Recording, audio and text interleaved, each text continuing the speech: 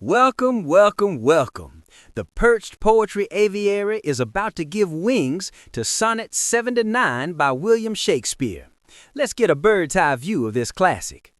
Now, I'd reckon this poem isn't just a humble confession of writer's block, but a sharp, cynical deconstruction of the economy of praise, where Shakespeare argues that any rival poet is merely engaging in a kind of aesthetic money laundering, returning to the patron what was already their own property. I want you to listen for the shift from the medical exhaustion of a sick muse to the legalistic, almost accusatory language of theft and debt. But enough talk. Let's take a listen, shall we? William Shakespeare's Sonnet 79. Whilst I alone did call upon thy aid, my verse alone had all thy gentle grace.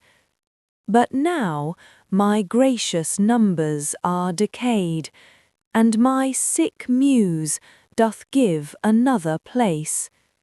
I grant, sweet love, thy lovely argument deserves the travail of a worthier pen. Yet what of thee thy poet doth invent, he robs thee of, and pays it thee again. He lends thee virtue, and he stole that word from thy behaviour.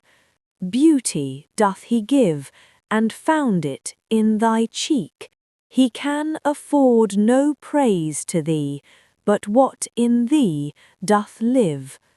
Then thank him not for that which he doth say, since what he owes thee, thou thyself dost pay.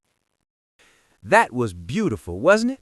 I think we all need a collective moment just to let those final words settle in the room.